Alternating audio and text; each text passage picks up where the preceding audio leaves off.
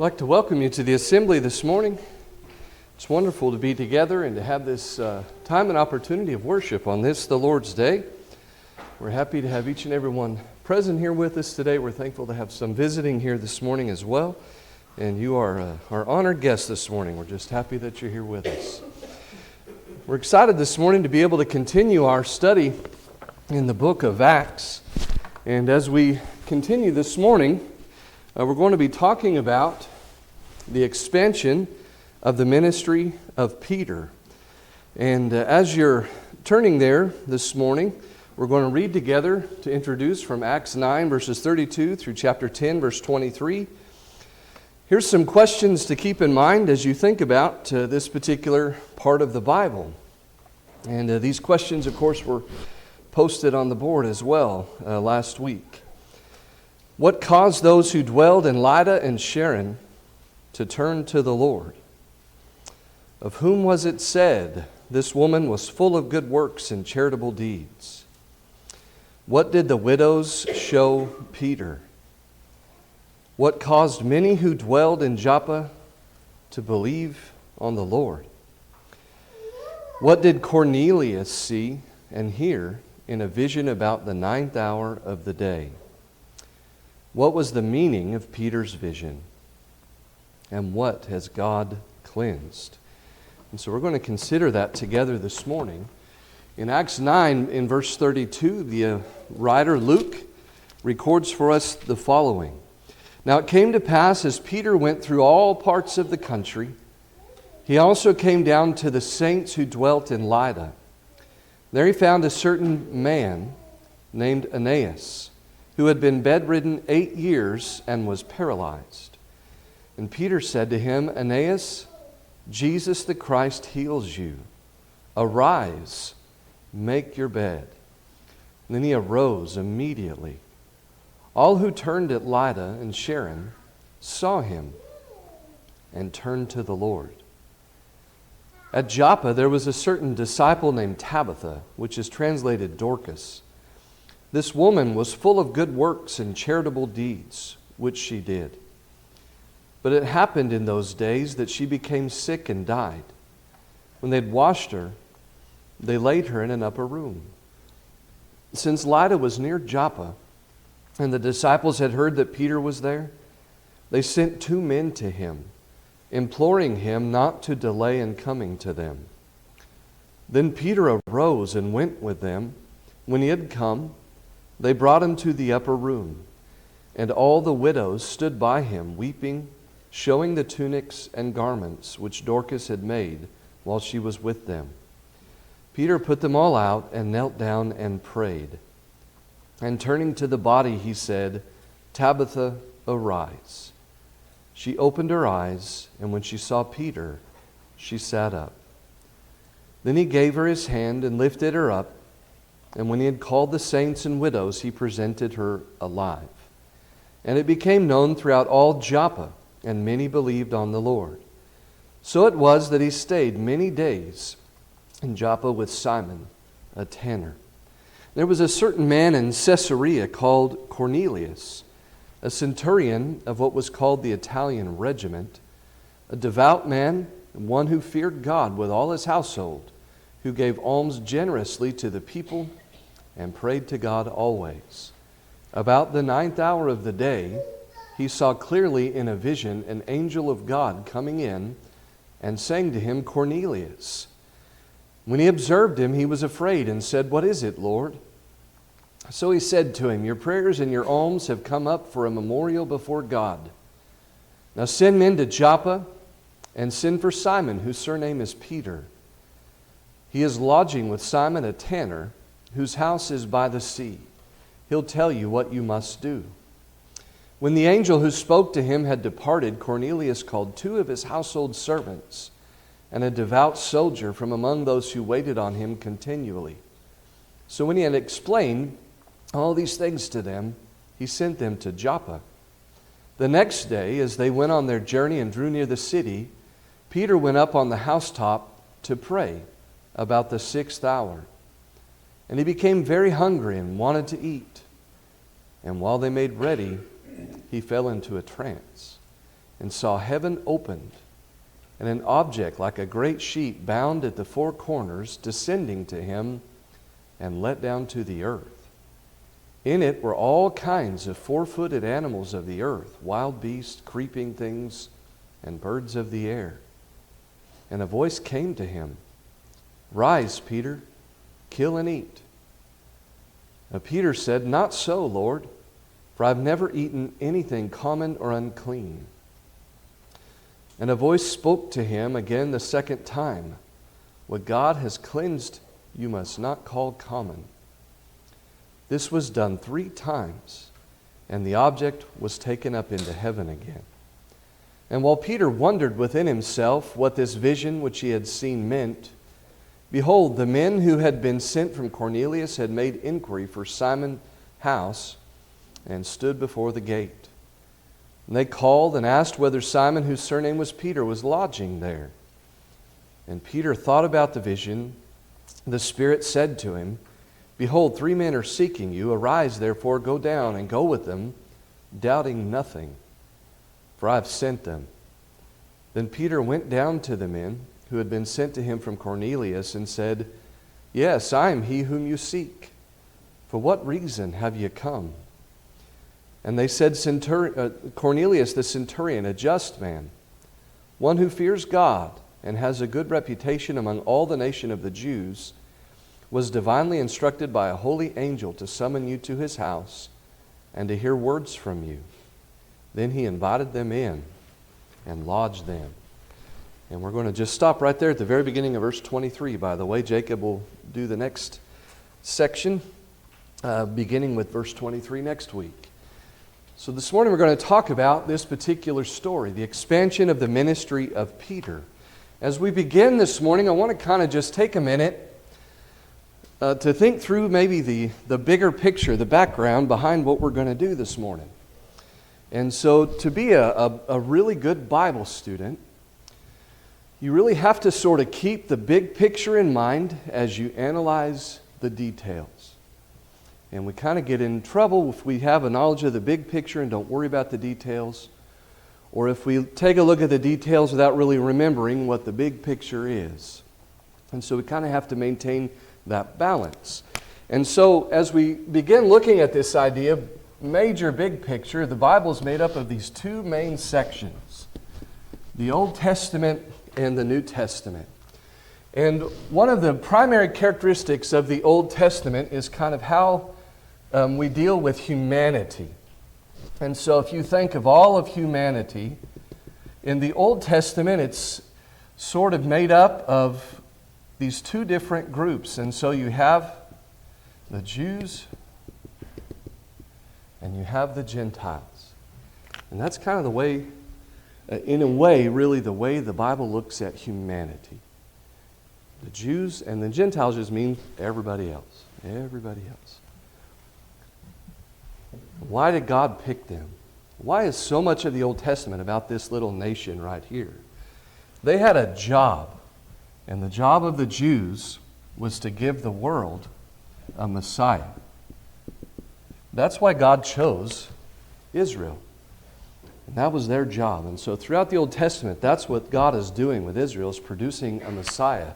And then here he comes. There he is. There's the Messiah. Okay, Israel's done their job. The Messiah's come. He's done his job. He's taken care of sin. What about humanity? How's that going to work?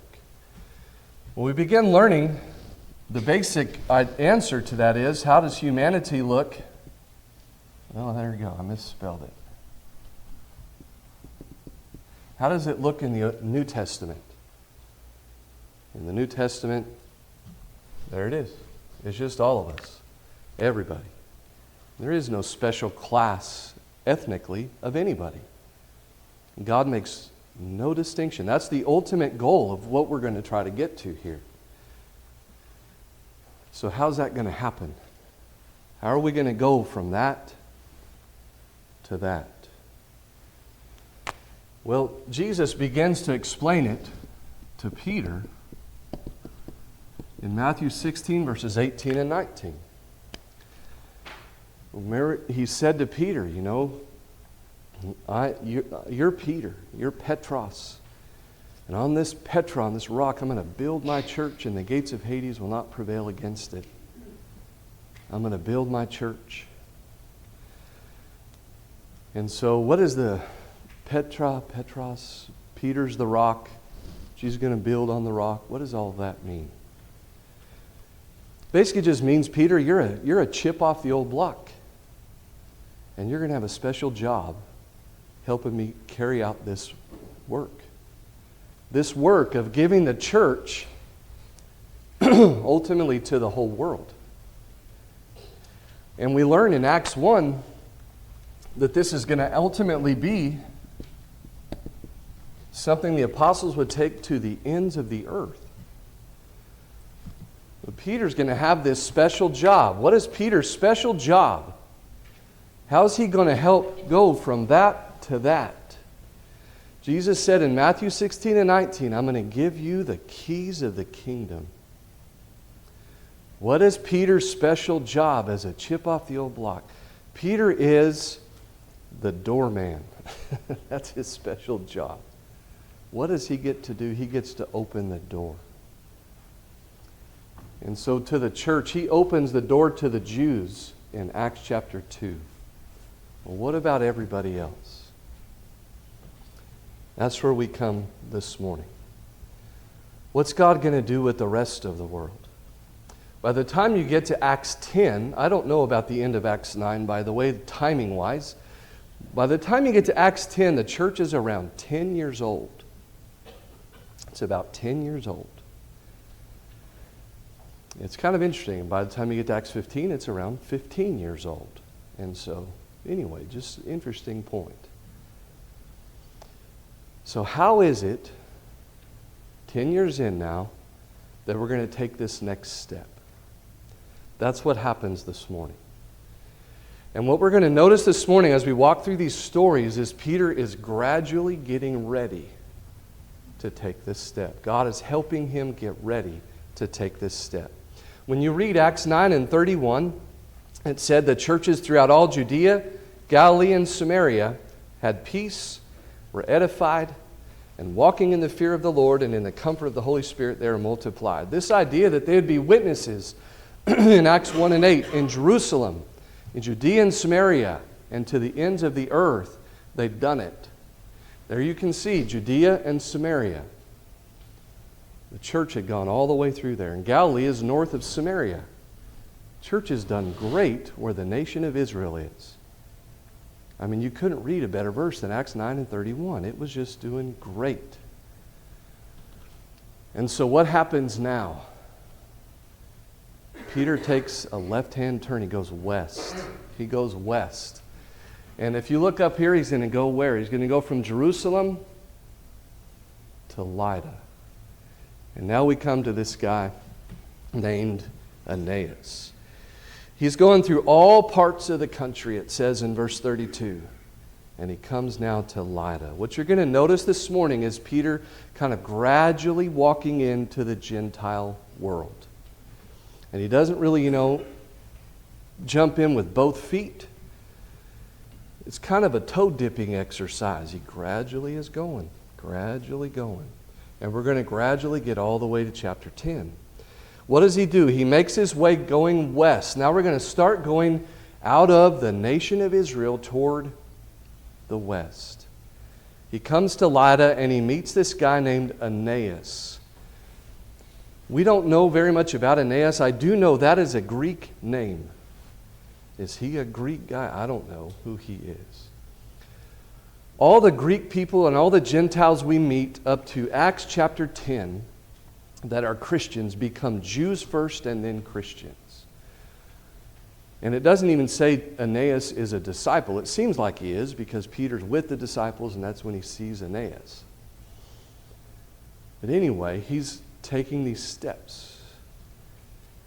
And he's a chip off the old block.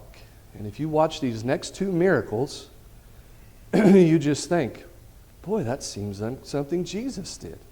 Because it is. It's exactly something Jesus did. So here he comes to Aeneas.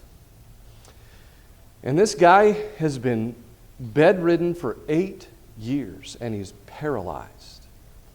And so there you gives a couple of details. You learn, first of all, about the actual circumstance, which elicits our sympathy for this person. Can you imagine being paralyzed like that for 8 years? 8 years. He's just there. And he is dependent on other people for everything. What a difficult, difficult circumstance. And Peter, becoming acquainted with this guy, looks at him and says, "Hey, Aeneas, Jesus heals you. Arise, make your bed." Complete confidence, right? And I love, as I've walked with Peter through the book of Acts here, we keep noticing this. Peter constantly steps back behind and pushes Jesus out front all of the time. In his preaching, in his actions, whatever. He is constantly promoting Jesus, not himself. And what does he say? Jesus heals you. A guy who died and rose again and went back to heaven, he is still working. And what does he do? He heals Aeneas.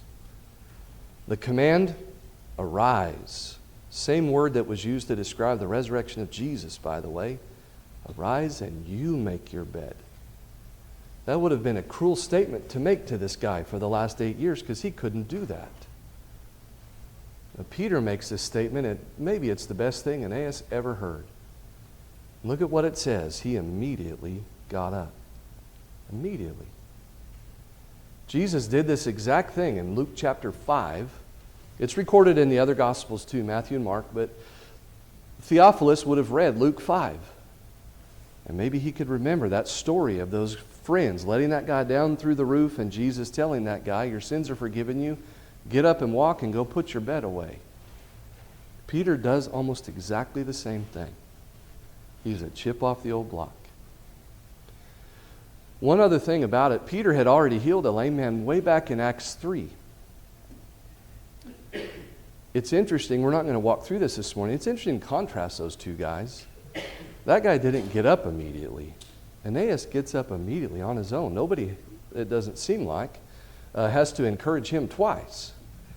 Instead, he gets up himself immediately. Nobody offers him a hand or anything. The guy in Acts 3, seems like maybe he required a little of encouragement, but Aeneas doesn't. His faith is quick.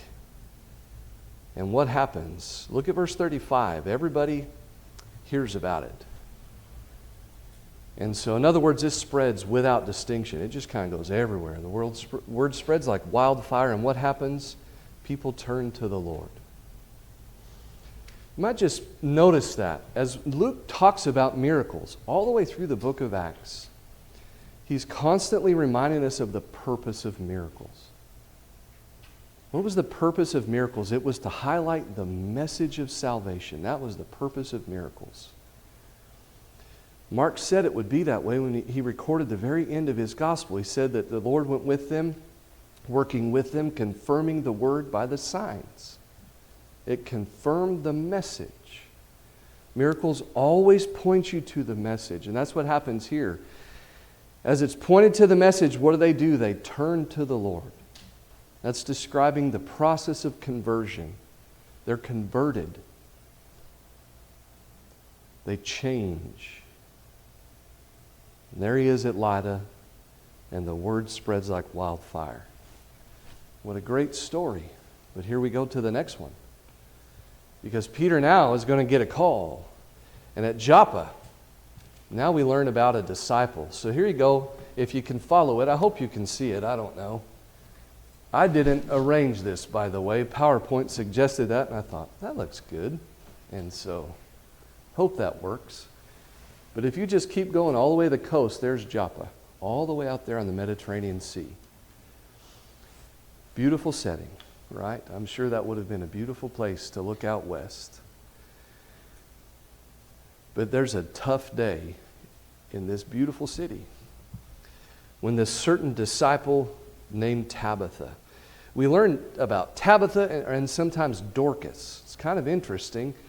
Tabitha, that name is Aramaic. Dorcas is Greek. They both mean the same thing. They mean basically gazelle. Kind of this animal that beautifully and gracefully moves. That's a gazelle. And so this girl is named that way. And Tabitha, I say a girl, I don't know her age. I don't know. There's all kinds of speculation about it. We don't know. But she's a disciple. I think it's important to notice that. She is a disciple. And we can sort of sometimes have this idea that there are certain people in the church who need to really know their Bibles. Like the teachers, boy, they better really know it. And the church leaders, they ought to especially know it. The preachers, well, they should know it. Well, that's true. That's true. But actually, 100% of our membership should know it. All of us. We're called disciples. Do you know the word disciple characterizes someone who is a learner, a student. We are students of Jesus Christ. And we're learning both the details of His life and how to apply the details of His life to our own. And we are, all of us, students of that. And it's not more important that one knows the Bible than the other. We all need to know it because we all want to live for the Lord. Well, that characterizes Tabitha. She is a student of the Bible. And you can tell it by the way she lives. As you read about Tabitha here, she is somebody who is full of good works and charitable deeds. Good works and charitable deeds. Good works characterizing what she did, and charitable deeds characterizing why she did it. She did good things. Do people sometimes do good things for bad reasons? Yes, sometimes people are manipulative. She wasn't like that. She is good right to her core. And why did she do so many good things? She loved these people. She loved them. What a beautiful person we learn about here. This graceful woman who has a life characterized by doing good things for good reasons. You just love her already before you even get very far into this story. But here comes a process that happens to her. All of a sudden, she gets sick and dies. This is apparently a natural process. What her illness was and all that, how long it went on, no idea. But this is a natural process. And when she gets sick and she dies, there are the church people around her. There's her people. We're like that too, aren't we? They're just like us. They're a close group. And you can see it when you read this story. And that's how churches ought to be. That's how it ought to be. And what do? They wash her. That's not surprising to read at all. That's exactly what would have happened. And then they lay her in an upper room. That's surprising. That's not what you would do. The last time we read about a woman in the book of Acts was Acts 5. Remember that? That wasn't a very good story. That's Ananias and Sapphira. And you remember when Ananias and Sapphira died, what they did? They buried them the same day, immediately. And that still is a priority for people of a Jewish background to this very day. Burials happen fast. So to take someone like Tabitha and wash her and then put her in an upper room, it's like, why'd you do that? That's not what you do. And then you begin to see something of an idea they've got. What are they intending? It doesn't really give us an insight into exactly why that happens. But we can kind of read a little bit between the lines maybe. Because they've heard at Joppa, you can see the distance there from Joppa to Lydda. It's less than 30 miles. And they'd heard about Peter being over there. Peter was there how long? I don't know. But they heard about him being over there. And so they make a decision. They send two men And they tell him, hurry up. Hurry up.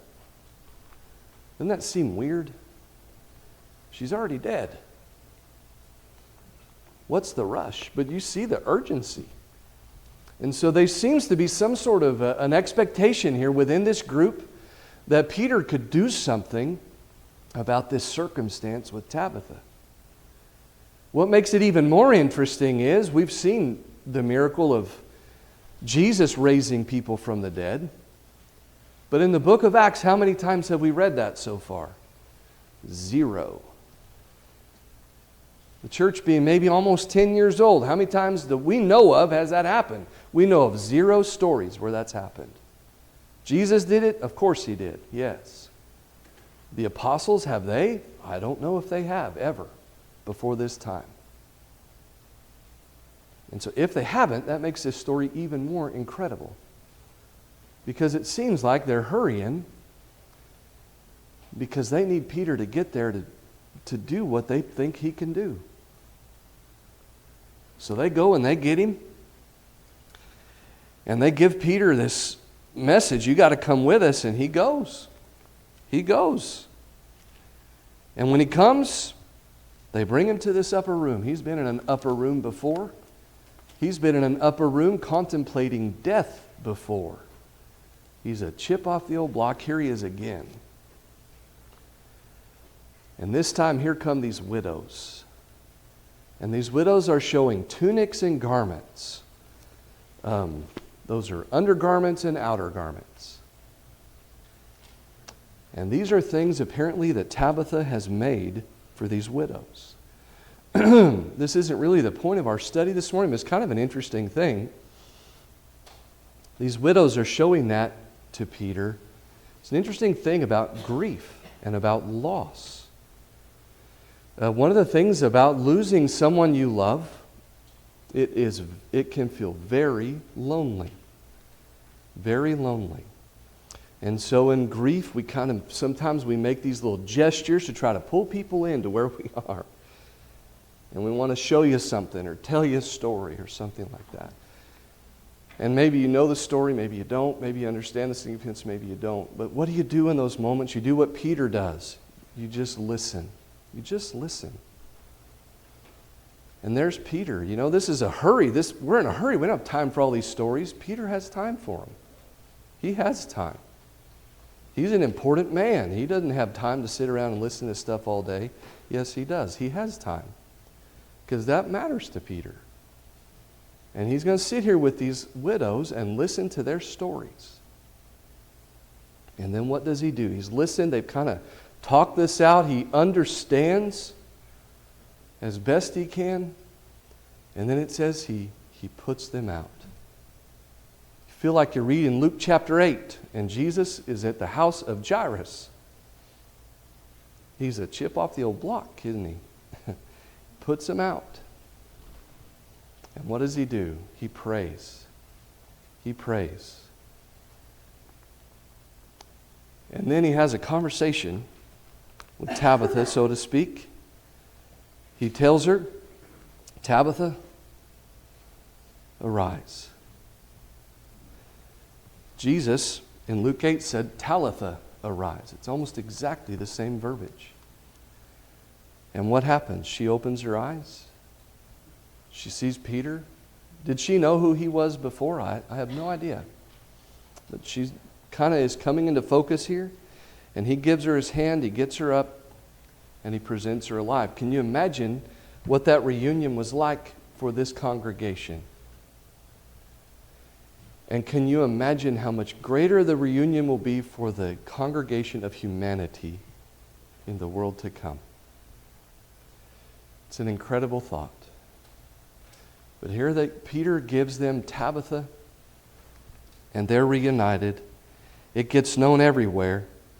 And Peter stays many days there. That phrase, many days, what does that mean? I don't know. It could mean a long time, actually. It's a very indefinite period of time. He might have stayed there a long time. And notice at the end, he's staying with this guy named Simon, a tanner. This town, Joppa, that's a Gentile town. He's there with a lady that is known by two names, both a Jewish name and a Gentile name. And now he stays with this guy named Simon who's a tanner. A tanner is a person who dealt with the hides of dead animals, making them into leather, stuff like that. This is not a respected trade. Apparently within the Jewish world, if a guy is a tanner and he gets married and he hadn't told the girl that before he got married and she finds out after, that's cause for divorce. Like, that's a low down thing to do because that's a dirty job. It is a dirty job. And what Simon do, Peter, he hangs out there many days, many days. Can you see him taking these steps? We're taking these steps toward the Jewish world, and some of the sensitivities from the Old Testament, well, they're beginning to go away. I want to notice with you something about Tabitha here. We're not going to be able to camp out here very long, but I want to just mention this to you because this congregation in Joppa could not imagine going on without Tabitha. She's not a preacher. She's not an elder. She's not some great orator, something like that, or dynamic leader. But she's the one they couldn't imagine living without. Why? What does Tabitha do that makes her a disciple that they just can't hardly get along without? Well, for one thing, she's perceptive. Tabitha's paying attention. She's looking outside of herself at the needs of other people. She's looking at the congregation. And sometimes we can get so obsessed with our own challenges and struggles and whatever, we don't pay any attention at all to the people around us. That's not what we're supposed to do as disciples. We should be paying attention, and we care about each other, so we should be paying attention to each other. And so she notices this need. The widows, well, they need new clothes. She could have done a lot of things with that. But she notices that need, and what does she do? She becomes active in solving that problem. You know, she could have started kind of going through and campaigning in the congregation. Have you guys noticed these widows need coats? They need clothes. And do you know these people aren't taking care of them? They're dropping the ball. And she could have campaigned and got everybody upset and everybody mad about it. She didn't do any of that. She just started working on it. And then, you know, I don't know about you, but I know in my life sometimes it's really easy to start something. It can be really hard to see it all the way through to finish it. And there's so many unfinished projects in our world, aren't there? Billions of them. Tabitha's a finisher. That tells you something about her character. They're bringing her completed projects. They're showing Peter completed projects. And where does she do all of that? She does all of that right there in Joppa. She didn't have to go out somewhere else and do all that sort of thing. She does it right there where she lives. Every one of us can learn about how to be a better disciple from thinking about the example of Tabitha. And if we would all commit to being more like Tabitha, it would make this church better, it would make your family better, it will make every part of your life better to live like Tabitha lived. She's a wonderful example of what Jesus can do when we put him in charge of our life. Now we continue with Peter from the place of Joppa. Now there's Joppa, and what's north of there? There's Caesarea. We've been in Caesarea. You can see it up north of Joppa. It's a seaside town. We've read about Caesarea already, if I remember right, twice in the book of Acts. Because where did Philip go after the story of Philip and the eunuch? Philip went and preached at Azotus. You can see Azotus right there. It's not quite on the coast, but he came down almost to Gaza, down there at the very bottom of it, went back up towards Azotus, and then he goes all the way up to Caesarea at the end of Acts 8. The next time we read about Philip is in Acts 21. It's about 20 years after Acts chapter 8. And where is he? He's still in Caesarea. He hung out there for about 20 years, I guess, maybe longer. And by that time, he has a family. So there goes Philip up to Caesarea. We also learn about Caesarea from the story of Saul of Tarsus. When they wanted to kill him in Damascus, the disciples brought him back to Caesarea. It's a seaside town. He could come and go from there, apparently. And now we're going to go to Caesarea again. This time there's Cornelius. Now Cornelius is different. Every person we've read about that becomes a Christian was already a Jew. And they were either born that way or they converted to become a Jew. That's called a proselyte. Cornelius is not a proselyte. And we know that for sure because of the explanation about Cornelius that's given in Acts 11 and Acts 15. And that Garrett, I think, is going to teach on Acts 11. He'll kind of walk through some of those details in that particular section. But we know he did not become Jew. He was not circumcised. He did not live by the Jewish way. Cornelius is a Gentile. But he's a good man. When you read these descriptions of Cornelius, he's an impressive man. We learn, first of all, about some of his secular station in life.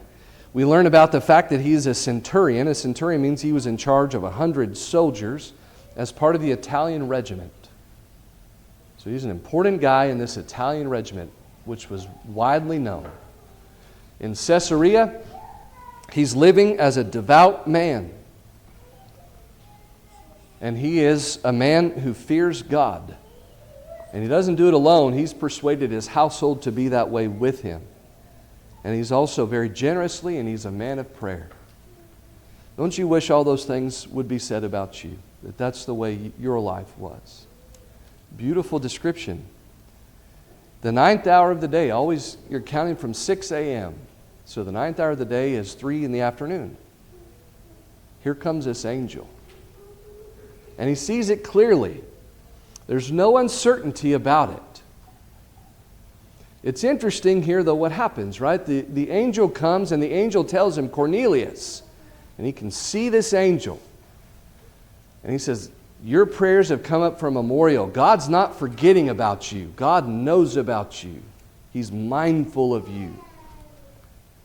So here's what you need to do. You send men to Joppa. And you ask for Simon Peter. And here's what he's going to do. He's going to tell you what you must do. Remember that. That's important. We're going to read about a lot about Cornelius. In fact, Acts 10, I think, is the longest story of a case of conversion in the book of Acts. More space is devoted to the conversion of Cornelius than to any other story of conversion. At least in one place.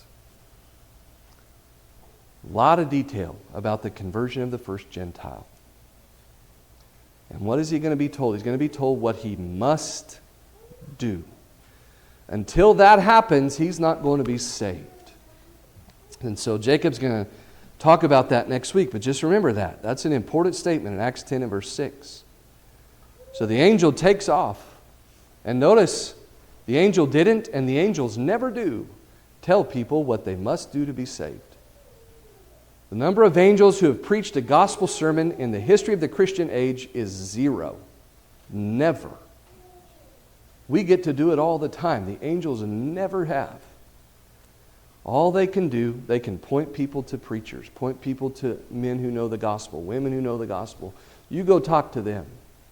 So the angel sets up, helps Philip and the eunuch come together, and here we see an angel again involved with Cornelius. You go and you find this preacher. So Cornelius, he gathers around one of the soldiers that's with him and a couple people from his household, and he tells them to go on, and they do.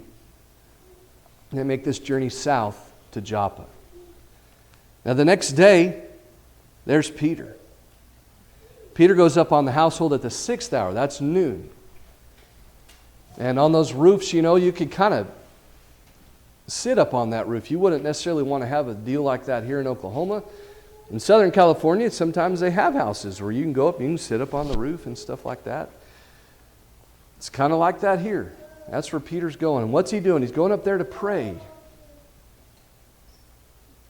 And about noon, he gets hungry. Maybe he skipped breakfast that day or whatever. I don't know, but he gets hungry.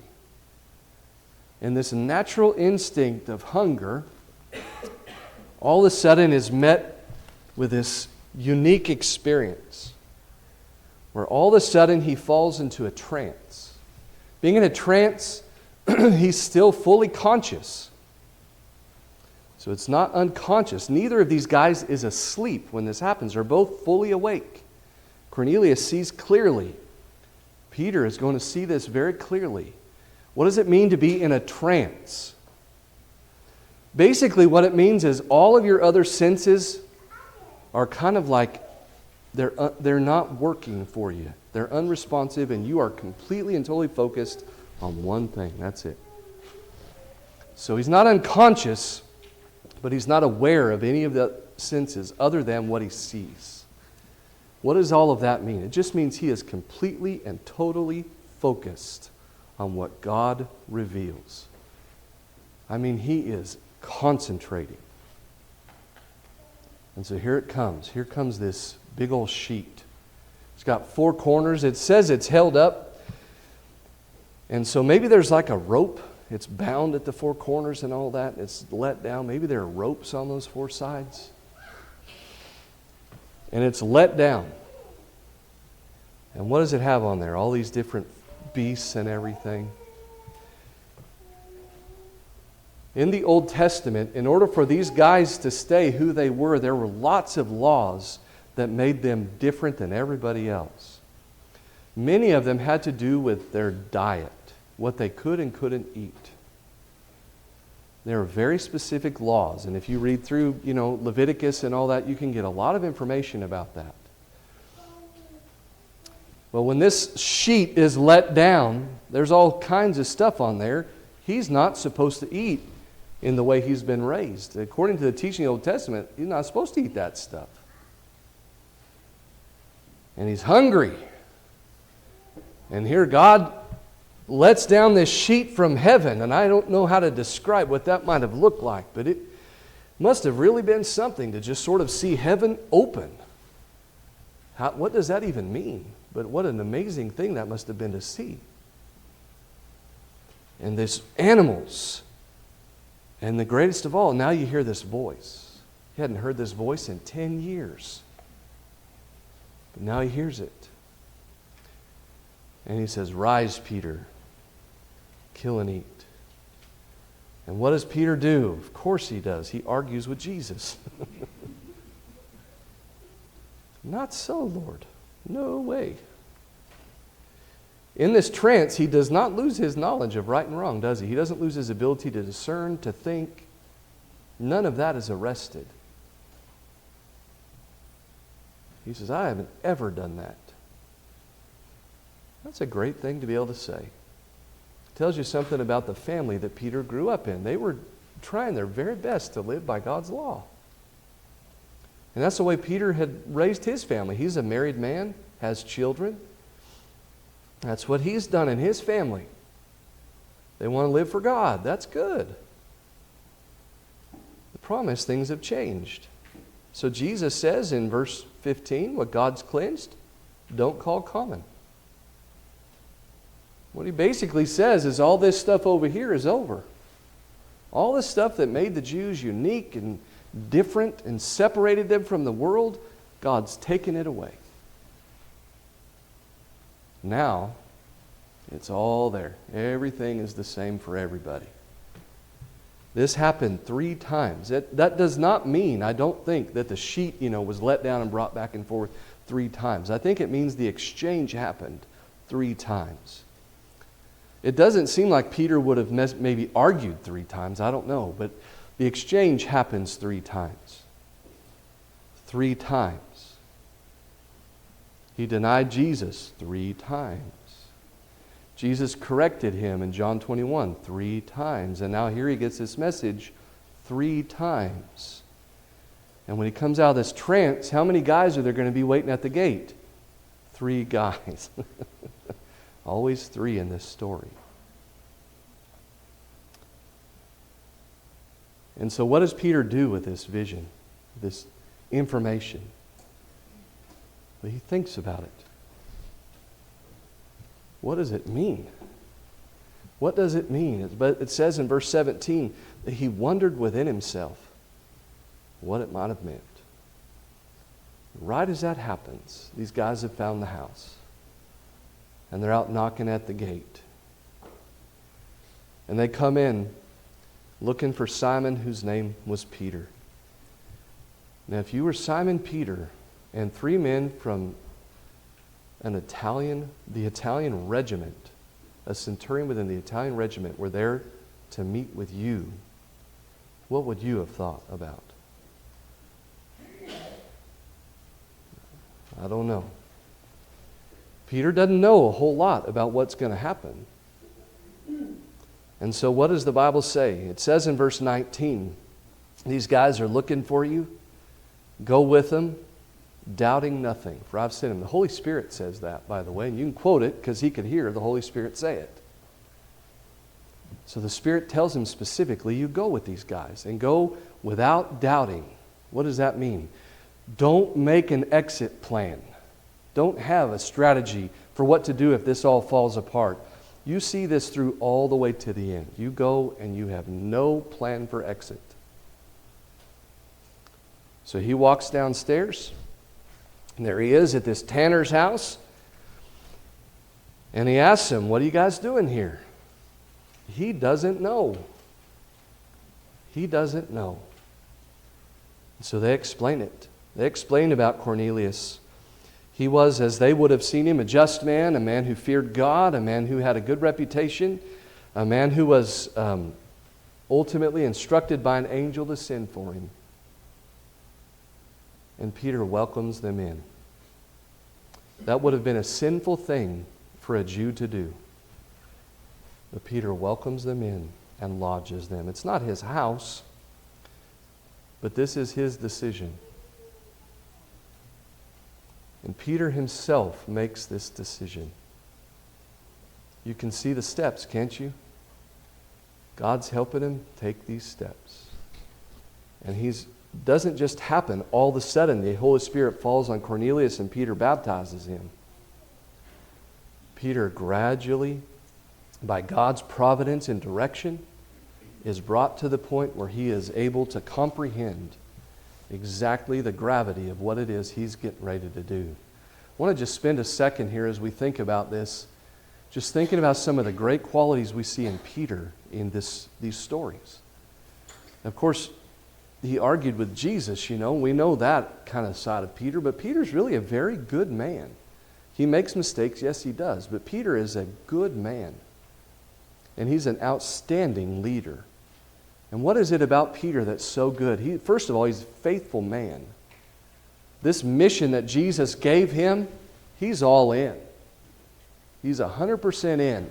And when we find him 10 years after Jesus went back to heaven, what's he doing? He is working just as hard as he ever has to serve the Lord. To be a faithful man is to be a man that is full of faith. And that is him. You can see that all in his life. It's just all about faith. His faith dominates every day of his life. And you can also recognize as he deals with Aeneas, or he deals with Tabitha, or he deals with Cornelius, he is a decisive man. Being decisive is not about being impulsive. Being decisive is something where you make a decision that is based on knowledge and courage. When you kind of get all courageous and make a decision without knowledge, that's not necessarily being decisive. Being decisive is kind of a more thoughtful thing. But it is, and it can also be a courageous thing. He's also a very good listener. Listens to these widows. He listens to Cornelius' people. He listens to Jesus. He listens to the Holy Spirit. He listens all the way through. He's listening. He's a man of prayer. They knew where to find him. He'd be up on the roof praying because that's just where he is. And he's considering things. I think maybe I thought about it this morning after I put this, already had put this together. I thought I should have put teachable. That's really what I mean by that. Peter preached the first sermon in Acts 2. He is a big deal in the church. A big deal. But he is still learning. He's still learning. He didn't arrive. He's still learning.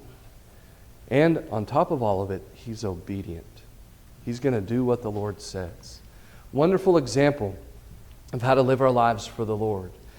As we've walked through this time this morning, it leaves you kind of anticipating what comes next. What comes next? And we're going to do that next time. Brother Jacob is going to talk about what happens once these guys they are together. They're going to travel north to Caesarea. And what happens next changes the world in a wonderful way forever. This concludes our time together this morning as we've studied about the expansion of the ministry of Peter and how it grew to the point where he's ready now to go and to meet with this Gentile in Caesarea. As we come to the end of our time together this morning, it's a privilege to be able to offer this invitation. And this morning, this invitation can be offered to the world because of what happened in Acts 10. Acts 10 is the first time that it will happen. And now we continue doing it today. We just offer exactly the same invitation to everybody ever. That's what God had in mind, and that's what we have this morning. So if you're here and you've never obeyed the gospel, we want to invite you to do that. If you have obeyed and you've strayed and need to make correction of a public nature, we hope you will today. Want to be the case, please come while we stand and while we sing.